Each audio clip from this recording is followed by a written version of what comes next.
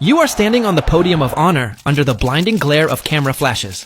The director of customs himself personally pins a gold medal on your chest for seizing 5 tons of cocaine last week. You smile at the cameras with practiced humility, shake firm hands, and give a moving speech about the sacred importance of justice and duty. However, there is a dirty truth that no one in this room knows. Just 3 days ago, you yourself allowed 5 trucks full of white powder to cross the border without any inspection under your strict supervision. But before judging you, we need to rewind the tape to understand exactly why a man of the law decided to sell his soul to the devil. 5 years ago, you were the star rookie, the honors graduate of the Security Academy, who blindly believed in the system. You threw yourself into the work like a bloodhound, working double shifts without rest and arresting smugglers non-stop. But heroism has a fatal flaw. It doesn't pay the bills. When the end of the month came, you would hold your paycheck and feel like crying. That miserable money had to be split 5 ways to pay for rent, electricity, and to send something to your elderly mother back in the village. The breaking point for your dignity came on an ordinary Sunday. You took your pregnant wife to the supermarket to buy the basics for the baby on the way. At the cash register with a line of impatient people behind you, the nightmare happened. The cashier looked at you with pity and said those 2 words that destroy any man's ego card declined. Your credit limit had been reached. With your face burning with shame, you had to return the powdered milk and diapers under the judgmental stares of strangers. On the way home, to add to your misery, your old car broke down in the middle of the road. The repair cost was equal to your entire monthly salary. While you were pushing that heap of junk under the sun, you looked across the street. You saw a small-time criminal you had arrested yourself at the beginning of the month.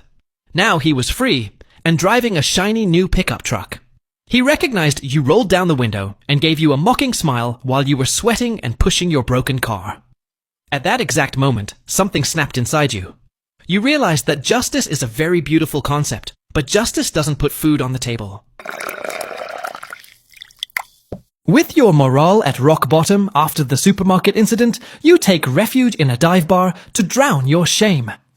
Their fate crosses your path with Carlos, an old classmate who dropped out of the police academy halfway through. But life has a cruel sense of humor. While you look like a beggar with a badge, Carlos is wearing a designer suit and a solid gold watch. After a few drinks, he reveals his secret. He works in unofficial logistics. He knows you're desperate and makes you a smooth offer. He tells you he has a container with iPhones and electronic components stuck at the port. He just needs you to suffer from temporary blindness for 5 minutes. He swears there are no weapons or drugs. It's just a little tax evasion from the government. He places a thick envelope on the table, containing the equivalent of 6 months of your salary. You look at the money, and then remember the look of disgust from the supermarket cashier. You justify it by thinking that politicians steal millions every day, so taking this is just a fair reimbursement. You put the envelope away. The next day, the truck passes right in front of you, and you simply look at your phone. With the money, you clear your debts and buy new things for your unborn daughter. That night, you sleep like a baby, convinced of your new ethical rule. You will only smuggle goods to evade taxes, but you will absolutely never get involved with drugs.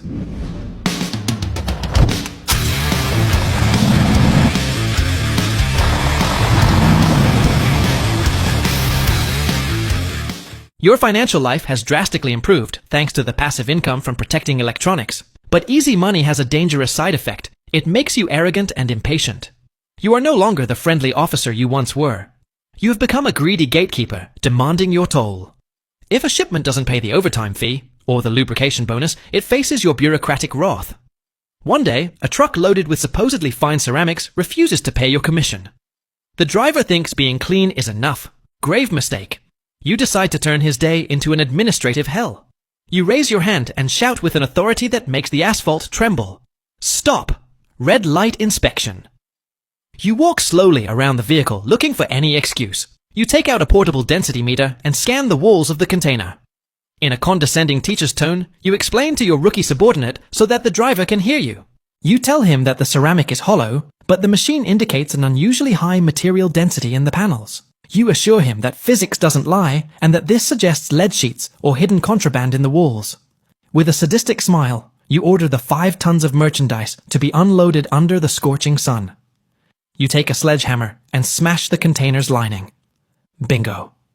Behind the metal bottles of bootleg liquor appear. The driver breaks down in tears at the astronomical fine you impose on him, ruining his career. But your morality is selective. Immediately after Carlos's truck of electronic components arrives, on the X-ray scanner screen, ghost shadows and irregular shapes clearly appear screaming danger.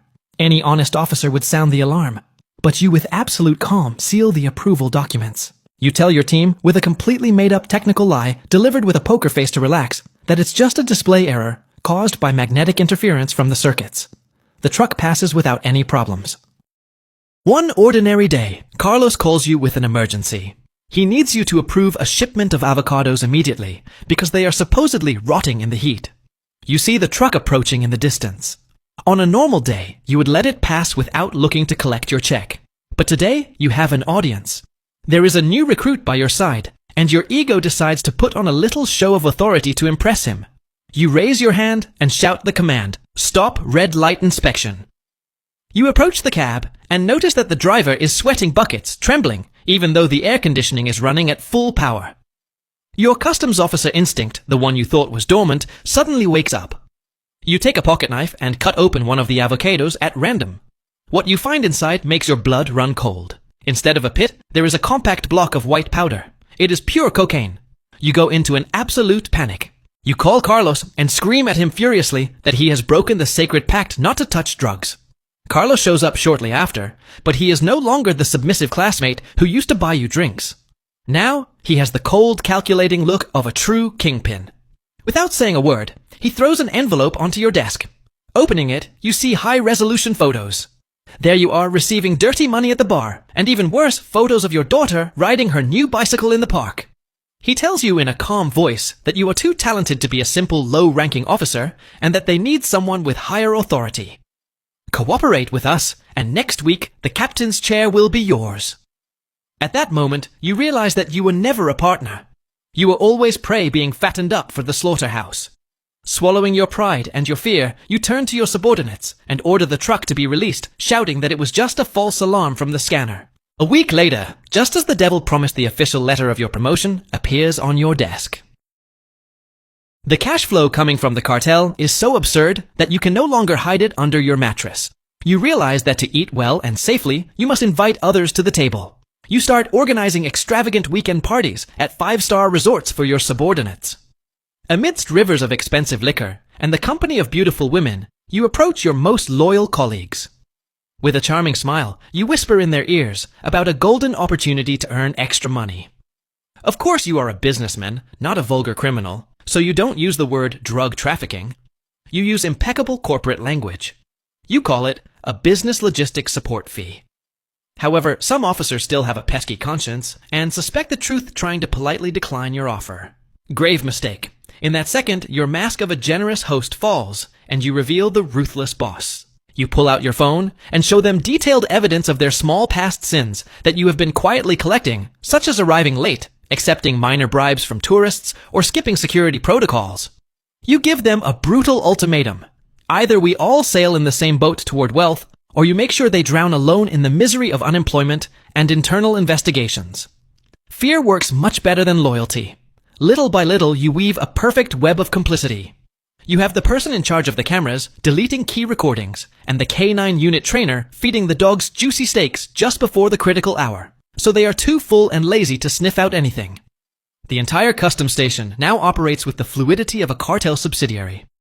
To protect their market share, you received a strict order from the cartel. You had to intercept and stop any vehicle carrying drugs as long as it didn't belong to the organization. The irony is delicious. Thanks to this action of eliminating the competition, you were invited to the national television program called Silent Hero to celebrate your supposed extraordinary achievements.